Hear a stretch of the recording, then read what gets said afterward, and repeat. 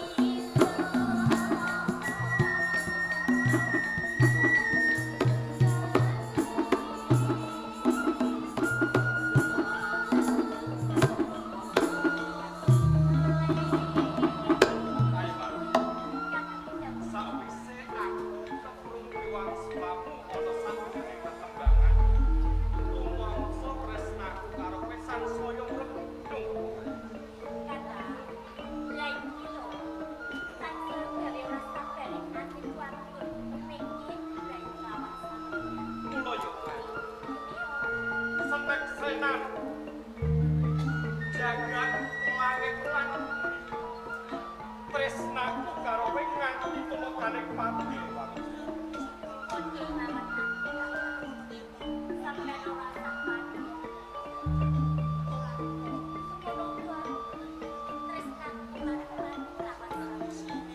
Mula yo.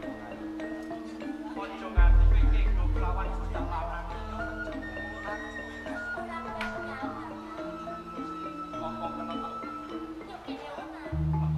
Jan aku tenan.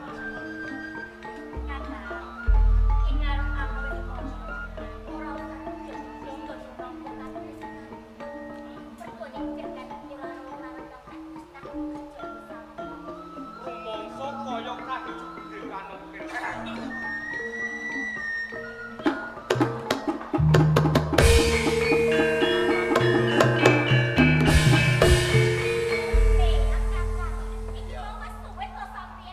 Ora trimo suwe ning tanek. Sanek kok aku ngawasi karo kowe. Tak inceng ngalor ngidul norak-norok.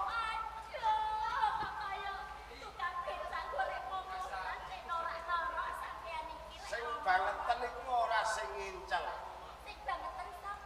Sing bangetan iku wis sak lorot. Sapa? Kok iso nyalahke mripate? Kowe aja nyalahke mripate. Mergo kae kalebu sesawangan kok endah. Nek umpama ora disawang yo mubahke. Lagi terusno. Ndak terusno. Ora ngerti dilulu kok. Kakang kudu sempani. Lho, Kaya dadak sampean teko ana sak pinggire sendang.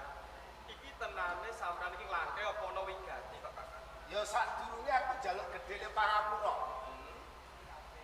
Aja nganti kowe duweni rasa aku wis nyarpe utawa ngganggu marang kamardikanmu cedhak lawan Ayu Maruti. Mung ngene, kita ulung Kakang kudu sempani. pancen ana wigati sing magepokan karo kowe. Kakang, yen to pancene ana wigati kanggo aku, banjur apa to wigatine to Kakang? Nek dina iki kowe dikongkon ngadep ana ngarsane Bapak Supamandrange. Aku tinimbalan sowan ana ngersane Bapak Supamandran. Bener. Mbah, apa kuwi sing dadi wigatine aku dhewe ora ngerti. Yen pancen kaya ngono sawetara aku njaluk pamit. Ayo Marti bali ana ing Sik. Piye to Kakang? Aku mau kandhaka karo kowe, lho. Yen aku tinimbalan sowan ana ngersane Bapak Supamandran. Kowe tinimbalan sowan ning mligi. Mligi kuwi mung kanggo kowe. Kakang kudu sempani. Kidang lho. Yen to kawigaten iki mung mligi kanggo aku, apa ya aku bakal tegelan mentala ninggal kelawan Ayu Maruti to? Ya kene kowe duwe rasa sing kaya ngono lho. Maruti karo aku. Uga karo kowe. Jare ibarate kaya dene sedulur. Perkara iki lah ya ora perkara sing suwe. Rampung kowe ngadep Bapak Supamandrange. Lah ya bisa kowe nganti bali kelawan Ayu Maruti ya. Lho perkara keselamatan ora usah kuwatir. Lho bener Maruti. Kok menawa golek dina. Kakang, yen to pancen sampean saguh, aku nitip marang keselamatan Adi Ayu Maruti karo sampeyan ya Kakang. Ayu Maruti mok titipno karo aku. Bener. Ora usah kuwatir. Perkara Ayu Maruti kok aku sing tanggung jawab. Kaya ngono Ayu. Sawetara aku njaluk pamit.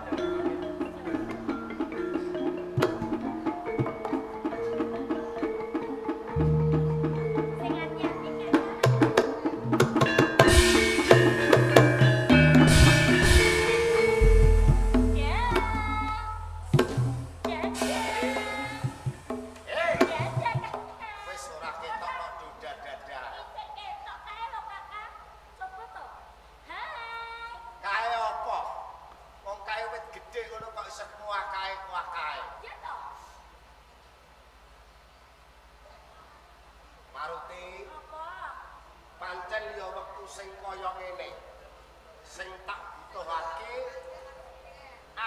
bisa cedhak karo kowe ngudari apa sing geganjel ana sakjroning ati. Jane opo kang gawe ganjel iki? Maruti. Cekane sikidang wulung kae ya katresnanmu ora ditinggali apa supamandrane. Piye? Aja ngono bisa kan. Cekane kowe tak hapusi ayo. Piye to?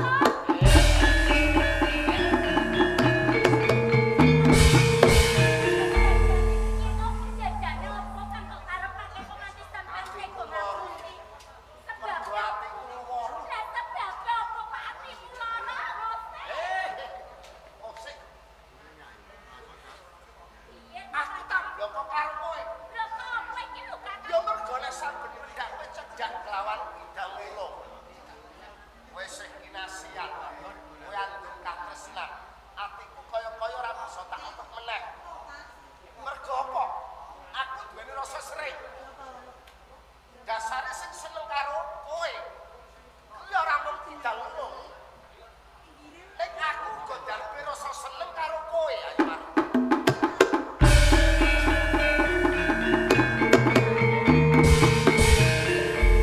Sampeyan nak wis ngerti yen to wektu dina iki aku wis kajodohake kelawan kakak siap. Kowe dijodhokake. Dadi cekane kowe minangka dadi calon bojo. Ngerti ya ngerti. Jeneng calon kuwi ana loro. Siji kena diarani calon dadi, sing kaping pindhone calon ulung. Lah, kula saka kuwi dipikir digelar gulung. Diukur bobot timbange mergo wong omah-omah kuwi ra mung kanggo sedina rong dina. Coba dirasakake. Pentingane sikidang ulung kae apa coba? Pawongane tetep nyambut gawe. Pawongane tetep nyambut gawe. Sregep nyambut gawe. Kuwi saka rumangsamu. Sregepe nyambut gawe kuwi mung sarana tepeksan mergo ana pamrih. Nek dene kepengin dianggep ya ngriki wis kesempatan. Dene iso dijodhokake karo kowe. Nek sejatine kidang wulung kae wonge males, ora arep gawean. Iya to. Beda karo aku. Bedane Aku nek tandak gawe kuwi ora mawa pamrih. Ning yo gene apa supamandrane kae ora adil. Padha-padha murid, saya-saya aku murid sing kapunah tuwa. Kowe ora dijodhokake karo aku, ning kok malah dijodhokake karo sikidang ulung. Coba apa kowe ora mesakake karo aku ayo ngerti. kakak ngene yo. Wong tresno kuwi ra ana kena dibeksa ning ati kawitane. Ora kita mbok piye kelakuane kakak ndang ulang ning sak ketiku kakak ndang ulung kuwi ra yo pawongan. Sing kandha apik kuwi sapa? Wong tresno kawat ndang ulung. Nek kowe kandha karo aku kidang ulung kae kok pawongane apik. Kuwi kleru. Ora mawas nggonmu nyawang karo si kidang ulung. Nek kok sawang kidang ulung kae bocah nom-noman sing ora duweni pentingan babar blas. Coba gedene ya gedhe aku. Kuninge ya kuning aku. Cara mlakune bareng karo kowe. Ki pantes aku ketimbang si kidang ulung. Nek sampean ra ora bisa kaya kakak ndang ulung. Coba apa pentingane kidang ulung? Kok aku ora bisa kaya kidang ulung? Tetep nyambut gawe. Mergawe ning gone alas paling banter niku li kayu. Ya iku pundhake sing gonjol niku sing kok seneng. Wis cukup kakak. Sampean iki kok malah tansah suwe ngomong. Lah saiki yo karo kowe ayo Maruti. Aku gelem leren ning ana sarate. Apa saran? Kowe misao karo kidang ulung, kowe omah mau karo aku. Ing ngarep aku wis padha aku kebagi tresno lawan kakak ndang ulung aku ra bisa. Lerenke. Mo. Eh, Ora iso aku. mandek semene nggonmu sambungan tresno karo kidang ulung. Ora tak bacok. Apa aku kudu maksa karo kowe ben leren? Lah sing lakoni aku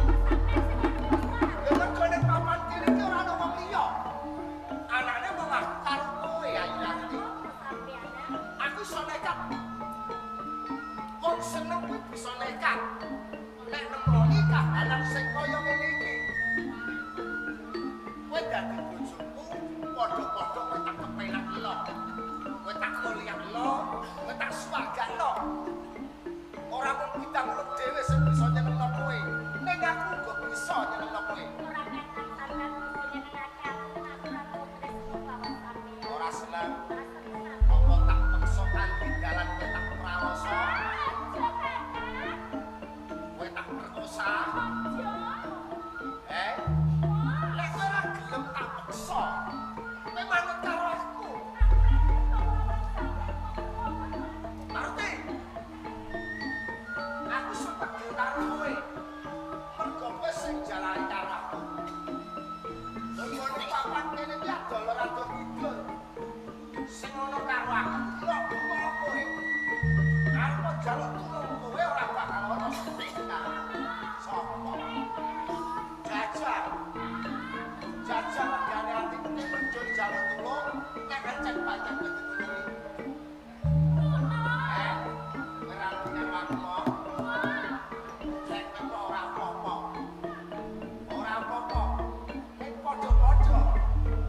Aku yo tak roh rasane, kita yo ben roh rasane. Sampeyan iki ngomong Aku kan ora sepisan. Kok ora ora karo wae kok mana ora karo. Loro iki aku bae pak keras. Dibroso tikus, dibroso kucing ping 7 bali nek keterangannya. Langsung. Lepora. Lepora. Langsung. Langsung ae.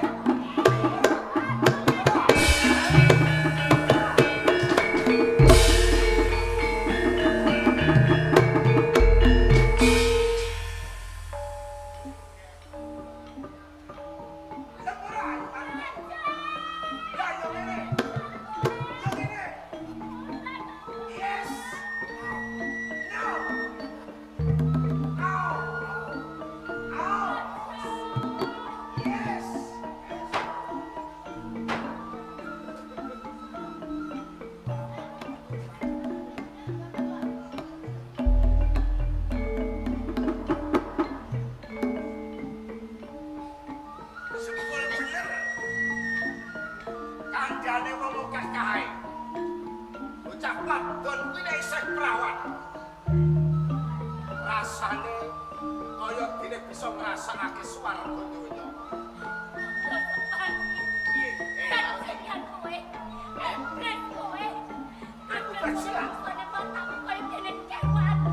Aku iblis, aku kewan. Ora apa-apa. Nek ora aku dalan sing kaya ngene, Maruti. Seloro aku bisa ngrasakake karo kowe. Wis aku ora prawan. Wis tetel kawanitanmu. Mergo wis tak prawoso. Ojo seneng atiku. Yen kok kabeh kumindakmu tak pratulake kelawan bapa sukoman. Apa jaluk kok meneh? Rasuti aku sejak. Kowe jaluk kantor meneh. Cukup. Nek kowe isih kurang kandha. Kowe bloko. Aku sakut ayo mati karo kowe.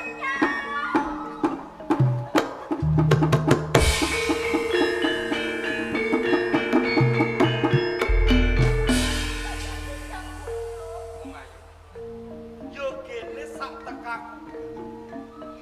Kowe mung tawang-tawang tangis. Tenane lo kedadian opo wong ayu? Sawise sampeyan meninggalake aku, Kakang. Aku diprawoso kelawan Putra Sempani, Kakang. Kowe diprakoso karo Kakang Putra Sempani.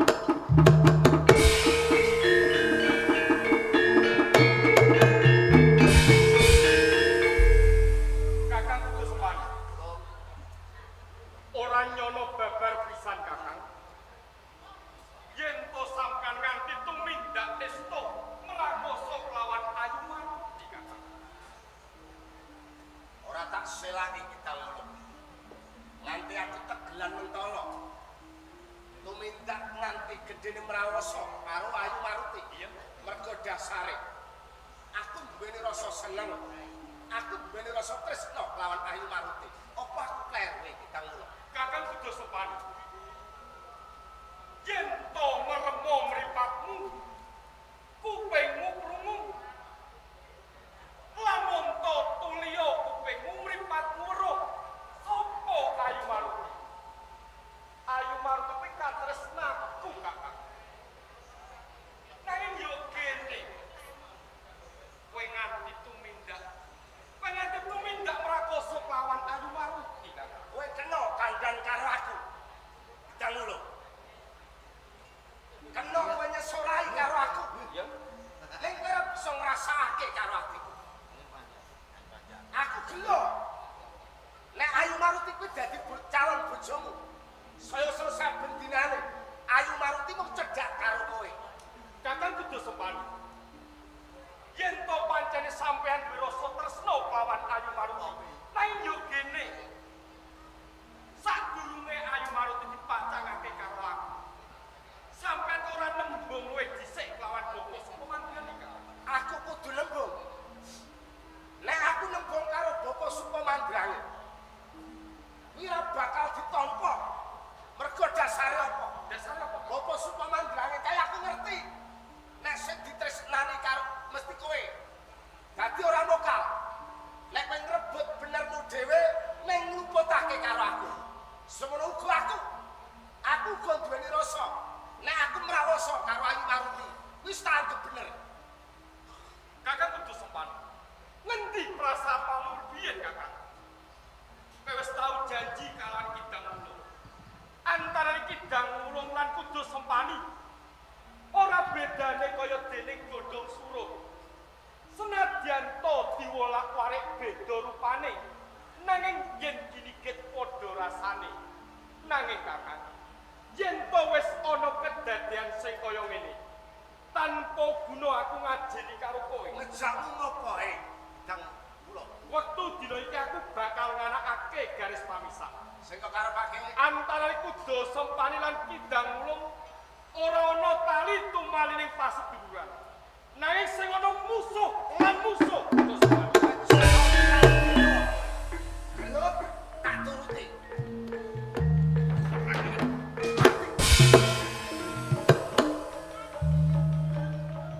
As,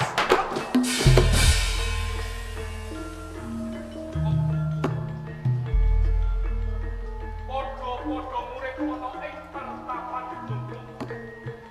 Saiki ditentokake nganggo Aji Jaya Kawijaya. Antarane Kidang Wulung apa Kuda Sempani kang bakal jebabak depane kepala. biar naker karo aku. Biar ukur-ukur marang kasubdyan. Ngrumangsani nek kowe wis akeh undak-undakmu merguru ning gone Gunung Bromo jajal karo aku ayo. Nek pancen kowe dhewe aji kawin luwe sajalan aku ora bakal mudi karo kowe lan bakal mundur karo kowe. Ojo kakan puus Kuda Sempani.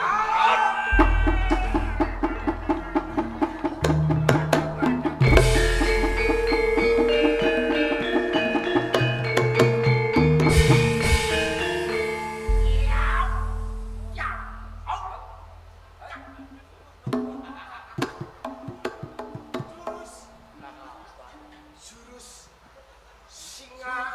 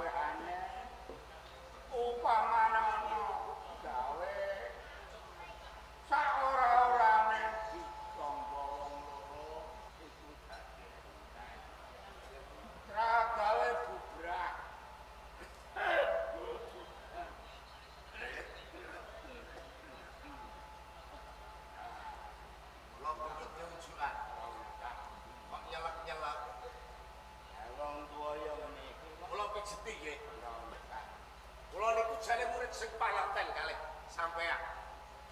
Pangerten apa pangerten? Aja meneh kok saya awake watuk mawon kula pun bingung. Kula tumbas ke obat nggih. Lah. Patokne ya. Trabawe bubrak. Iki kejaba misake kebulan. Mongko biyen kowe wong liya. Krisis Tak gathokke tak rukunke tak ngene. Mawaban kowe ngucap ora beda kaya dene godhong tuwa. Lho kok iso ana lakon kaya ngene wae. pancen leres. Kula kalih adik Kidang Wulung. Niku sambungan mitra kula. Niku bebasan kados dene kadang kula dhewe. Niku ibarate kaya dene godhong suruh. Lah leres Kok tukaran? kok sinten? Wis mau. Kula niku mau mboten tukaran. Kula gladi. Gladi ora bela raga. Gladi apa gladi? Ya iki mangko ana ayu maruti barang kene. Ana geblek ora dipisah.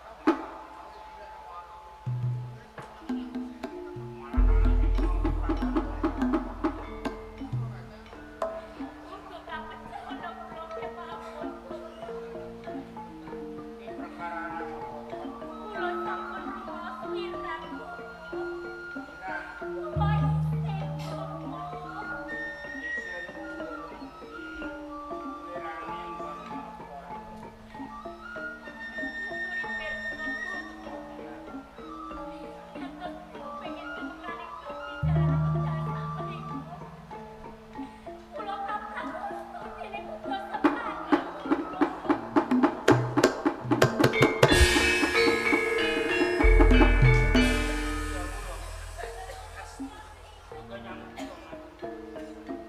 Pun ngapusi lawan kakang Baru iki yen to kula tinimbalan suwani boten ngersa sampeyan.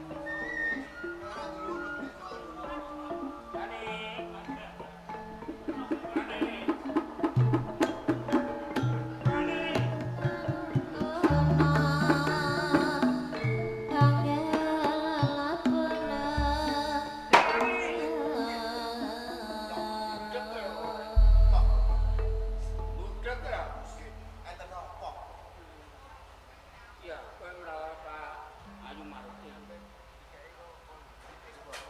Kowe ngrawat Pak Ayu Maruti. Sing kandha sinten? Ayu Maruti. Ayu Maruti matur. Nek kula raos Sawasa. Heh? Lah temen. Kowe iki ora ngeweruh mripatmu. Kupingmu. Budeka kupingmu mripatmu.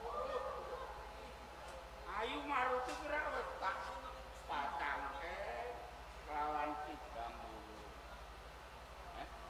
Itu kan budal kena kucing. Layangi. kula tresna kalih Ayu Maruti. Terus kena. Wong tresone kena. Nang mbok aja kaya ngono. Kok ora biyen-biyen. Kok nganti kebatok tak patang Kidang Wulung. Kok lagu tresno. Apa jarak menapa? Gumpang biyen kula nembung kalih Ayu Maruti. Niku ibarate wong laku niku pun randhan. Jalaran kula ngertos. Raganipun Bapak Supamandrangin niku tresnane kalih Kidang Wulung. Ngantos Ayu Maruti kajodohake kalih Kidang Wulung rumangsa srek ati kula. Lek kula niku rumangsani kudune niku sing dijodohake Ayu Maruti. Niku kula mboten Kidang Wulung merga kula murid sing tuwa. Wulung ora ana wong tuwa kok beda-bedake abot kene iki ora ana. Ya mung wae wae. Rikala semono aku ngerti sabungane Ayu Maruti lan Kidang Wulung kaya-kaya rumahku. Dadine aku kuwatir wong tuwa ndek anak wadon iki kuwatir mengko nek ora ndang tak jodoke mengko kebat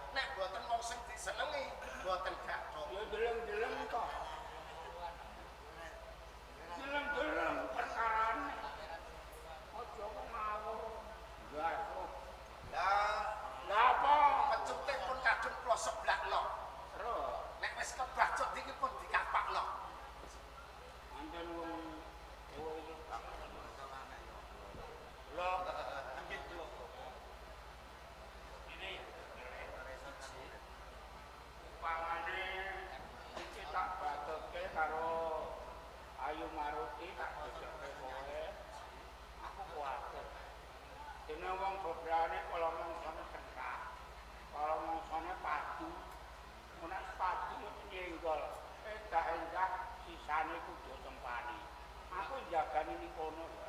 Lajeng kersanipun Mula nggonku jodoke tak urungke.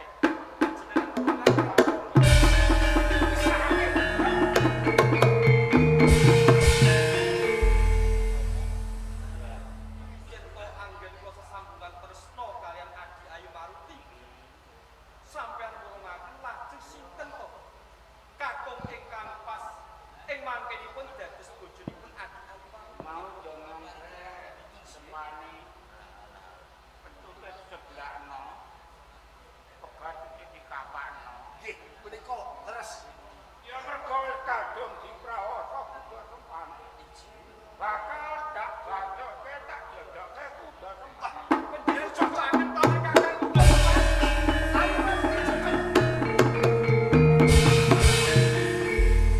Seneng ya.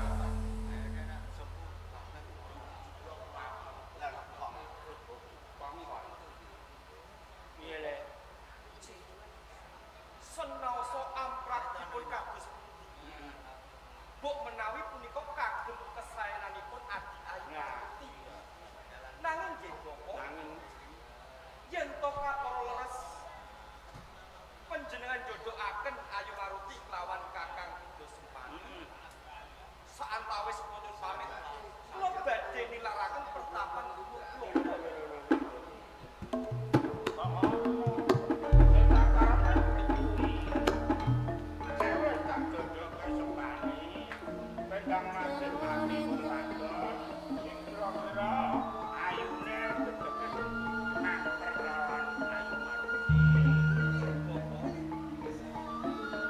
Yen to kula tasih cumondhok wonten ing pertapan kula Bromo. Yen to ing mangkenipun saben dinten kula mangertosi yen to Adi Ayu Maruti. Sanding kelawan Kakang Kudu Sempani. Mendah kados pundi raosing manah kula. Pun kersane Bapak. Yen ajeng ninggalake Gunung Bromo, kersanipun ninggalake boten napa-napa.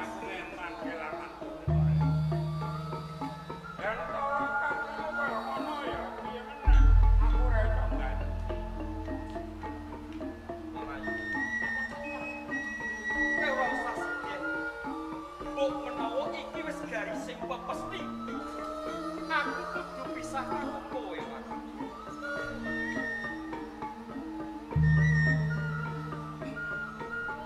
Kakang Kudu Sempani. Sawetara Kakang. Lan selawase. Muga-muga bisa lanjut anggon omah-omah lawan Adi Ayu Maruti. Nanging siji pewenang kok Kakang. Pomo dipomo ya Kakang Kudu Sempani. Marang sapa wae pawongan. Kang nandur wijining kaluputan, tundhoning bakal ngunduh poin karepotan.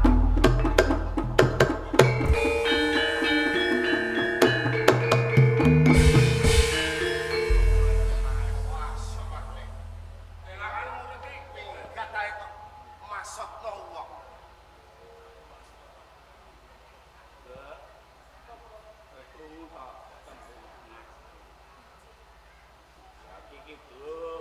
Nglakoni bebrayan kelawan Kudu Sempani. Pangapunten Bapak. Boten ketang wedal sakmenika panjenengan sampun jebloake kula kalian Kudu Sempani. Nanging kula boten sukti Bapak. Maruti.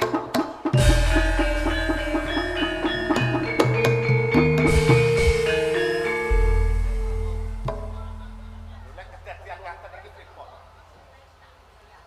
Ayu Maruti mboten kersa omah-omah kalih kula. Aja maiku. Wong lagi bela kapedutan tresna. Awake rusak nggawa saka kowe. Ini ya arep wong wedok itu kok sepi. Mula dinikah sikit bapak sikit. Halus, Ya halus. kula rayu, Yo. kersane luluh atine, gelem kula jauh omah-omah. Nggih, pangestripun. Ngono.